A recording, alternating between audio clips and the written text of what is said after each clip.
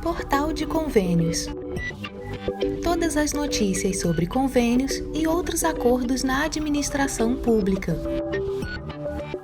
Olá, este é o podcast do Portal de Convênios, um resumo semanal das principais notícias do âmbito da administração pública para você se manter informado em poucos minutos.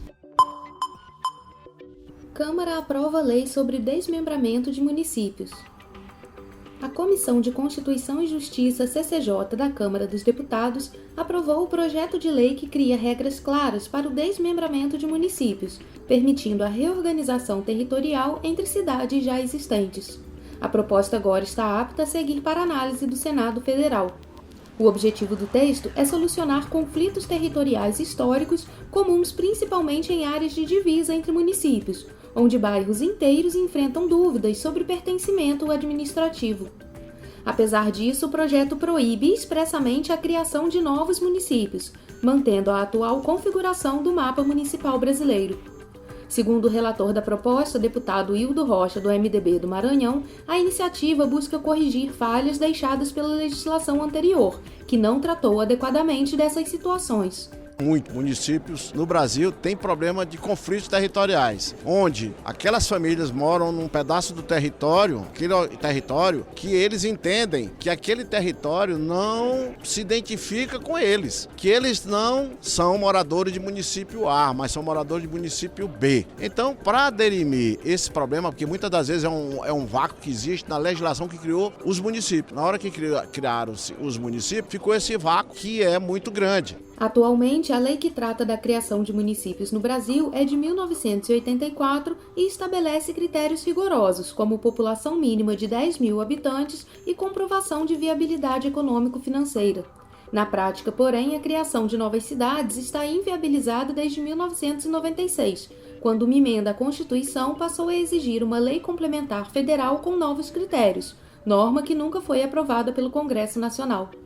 O texto agora aprovado na Câmara não altera as regras para a criação de municípios, mas define procedimentos para a reconfiguração territorial de municípios já existentes. De acordo com a proposta, o processo de desmembramento será de competência da Assembleia Legislativa Estadual. O primeiro passo será a realização de um estudo de viabilidade econômico-financeira sobre a nova configuração municipal. Caso o resultado seja positivo, os deputados estaduais deverão editar um decreto convocando um plebiscito com a população dos dois municípios envolvidos.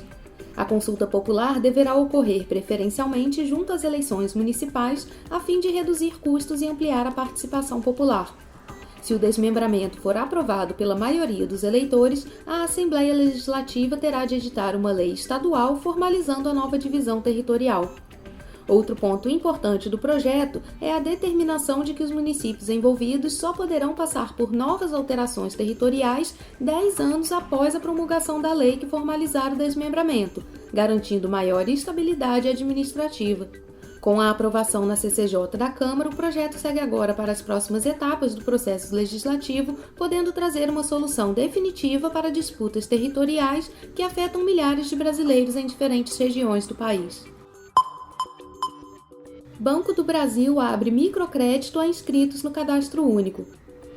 O programa Acredita no Primeiro Passo conta agora com o Banco do Brasil como uma das instituições que concedem microcrédito orientado a empreendedores inscritos no Cadastro Único.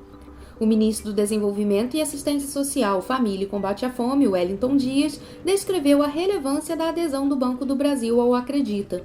Estamos acelerando o trabalho de apoio aos pequenos com crédito assistido, crédito direcionado, que é o Acredita. O presidente Lula criou esse programa e esse programa já tem a liberação de cerca de 13 bilhões de reais para o Brasil, os 3 passos, e agora com a presença do Banco do Brasil. O Banco do Brasil vai expandir o Acredita para todo o território nacional, especialmente nas regiões Sul e Sudeste, que possuem o maior número de possíveis beneficiados pelo programa. No Distrito Federal, de onde a parceria foi anunciada, a agricultora familiar Iracilda Silva explicou ao ministro Wellington Dias o que ela e as colegas que cultivam o baru, fruto nativo do Cerrado brasileiro, devem fazer com o crédito do Acredita captado via Banco do Brasil. Nós somos um grupo de 20 mulheres extrativistas de Flores de Goiás e o Acredita vai providenciar um grande avanço na vida financeira dessas mulheres.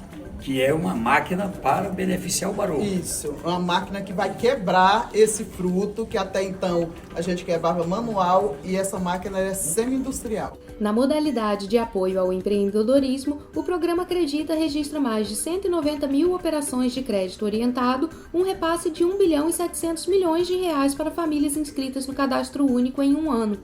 Desse valor, 68% foram destinados às mulheres, público prioritário do programa. O microcrédito produtivo orientado é uma linha de financiamento com condições facilitadas e juros mais baixos, pensado especialmente para apoiar pessoas que desejam iniciar, formalizar ou expandir pequenos negócios. Além dos recursos financeiros, o programa também inclui orientação especializada e treinamento, aumentando as chances de sucesso dos empreendimentos financiados. O programa Acredita no Primeiro Passo foi instituído pela Lei nº 14.995 de 2024 e já movimentou bilhões em operações de crédito voltadas ao público do Cadastro Único, com foco no empreendedorismo e inclusão social. A adesão do Banco do Brasil ao programa foi oficializada em um acordo com o MDS, assinado em Brasília no início de dezembro de 2025. Antes mesmo da formalização, o banco já havia realizado cerca de 1.000 operações experimentais no Distrito Federal, o que serviu como um plano piloto para a expansão nacional do programa.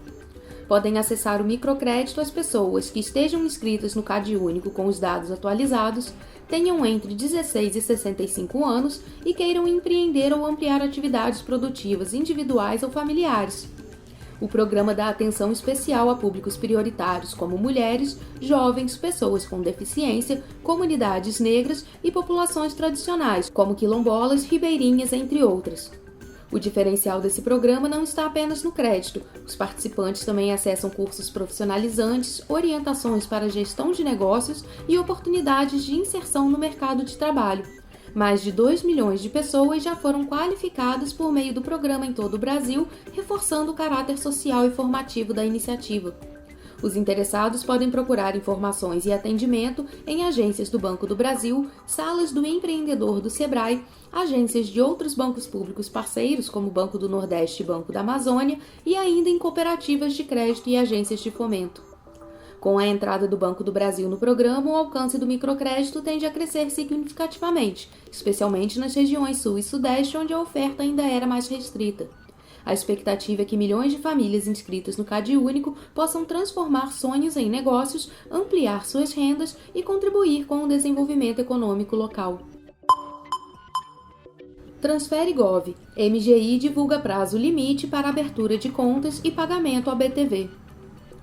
O Ministério da Gestão e da Inovação em Serviços Públicos, o MGI, divulgou os prazos e horários limites para a abertura de contas bancárias e autorização de pagamentos por OBTV na plataforma Transfere.gov, em função do encerramento do exercício financeiro de 2025. A orientação é para que os usuários acompanhem atentamente o cronograma a fim de evitar atrasos, multas e juros. No módulo Discricionárias e Legais, a solicitação de abertura de contas poderá ser realizada até o dia 29 de dezembro de 2025, observando os seguintes horários limites por instituição bancária: Banco do Brasil até às 15 horas e 40 minutos, Caixa Econômica Federal até às 16 horas e 55 minutos e Banco do Nordeste até às 15 horas e 50 minutos. A autorização de OBTV deverá ser concluída até o dia 29 de dezembro, às 19 horas. O MGI recomenda que os usuários antecipem os pagamentos via OBTV sempre que possível, como forma de evitar a incidência de multas e juros decorrentes de atrasos, além de possíveis dificuldades no processo de abertura de contas bancárias. Para os módulos Fundo a Fundo e Especiais, o prazo para solicitação de abertura de contas bancárias também se encerra em 29 de dezembro, respeitando os mesmos horários de funcionamento dos bancos: Banco do Brasil até às 15h40, Caixa Econômica até 16 horas e 55 minutos e Banco do Nordeste até às 15 horas e 50 minutos. No módulo Gestão de Parcerias, as solicitações de abertura de contas poderão ser feitas até o dia 30 de dezembro de 2025. No entanto, o MGI alerta para restrições operacionais específicas de cada banco, que podem impactar o processamento das solicitações. Segundo informações fornecidas pelas próprias instituições financeiras, na Caixa Federal, solicitações realizadas após as 21 horas e 30 minutos do dia 30 de dezembro não serão processadas no mesmo dia. As contas abertas serão encaminhadas ao Transferigov até 2 de janeiro de 2026. No Banco do Nordeste, solicitações feitas após as 17 horas do dia 30 de dezembro também não serão processadas no mesmo dia, com o envio das contas no sistema até 2 de janeiro.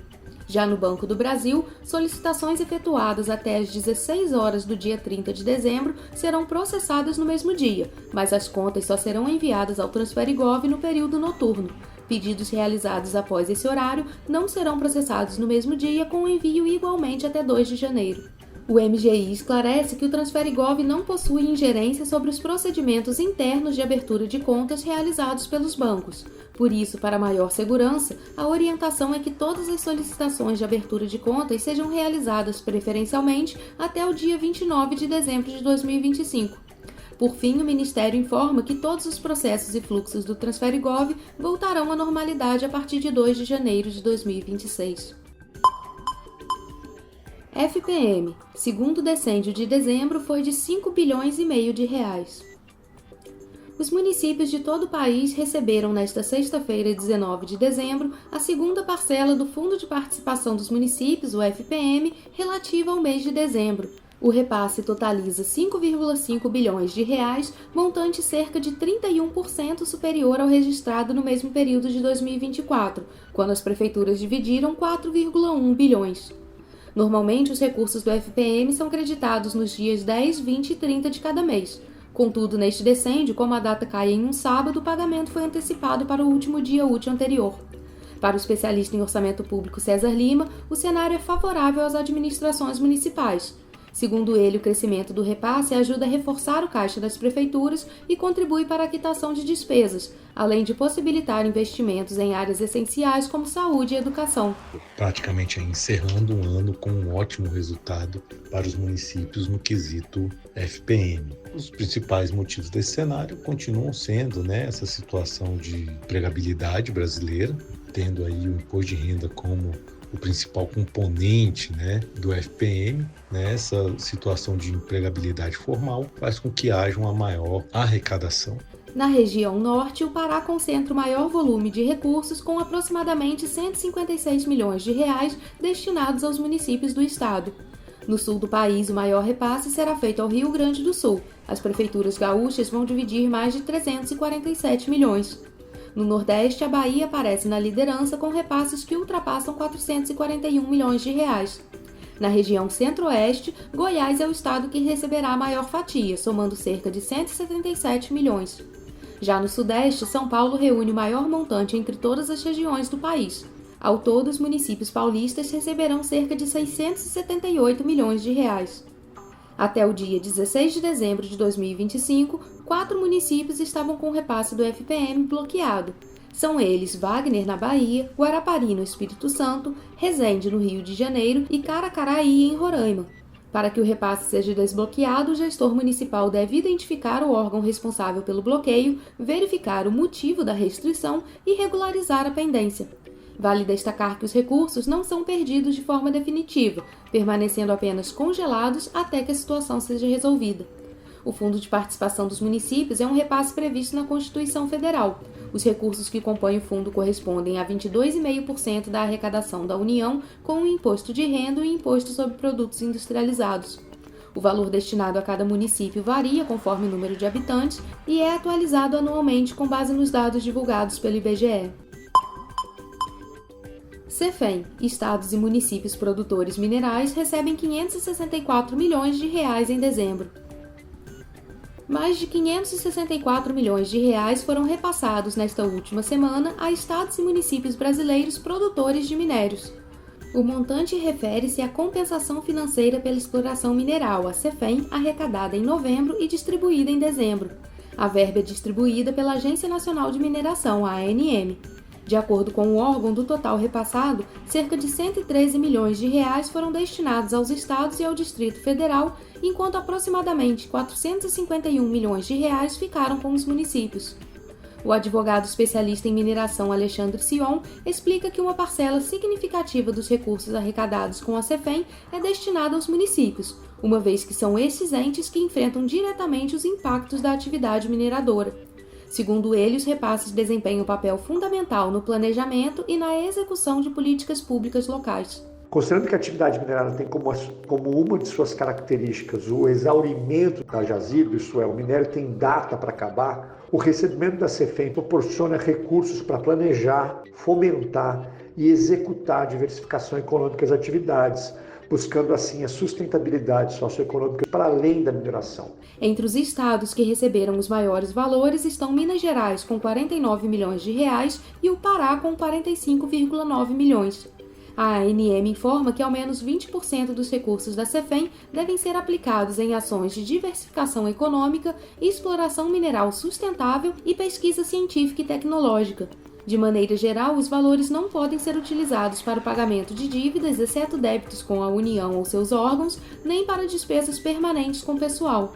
No entanto, os recursos podem ser destinados à educação, inclusive ao pagamento de salários de professores da rede pública, especialmente no âmbito da educação básica em tempo integral. A compensação financeira pela exploração mineral foi instituída pela Constituição Federal de 1988 como uma contrapartida financeira paga pelas empresas mineradoras aos estados, ao Distrito Federal e aos municípios pela exploração econômica dos recursos minerais em seus territórios. Conforme estabelece a Lei nº 13.540, de 18 de dezembro de 2017, a distribuição da Cefem ocorre da seguinte forma: 7% para a entidade reguladora do setor de mineração, 1% para o Fundo Nacional de Desenvolvimento Científico e Tecnológico, 1,8% para o Centro de Tecnologia Mineral, 0,2% para o IBAMA, 15% para o Distrito Federal e os estados onde ocorre a produção, 60% para o Distrito Federal e os municípios onde ocorre a produção e 15% para municípios não produtores, mas impactados pela atividade mineral, seja por infraestrutura de transporte, operações portuárias ou pela presença de barragens de rejeitos, pilhas de estéreo e instalações de beneficiamento mineral. Confira em portalconvênios.com a lista dos 10 municípios produtores minerais que receberam os maiores repasses da última semana.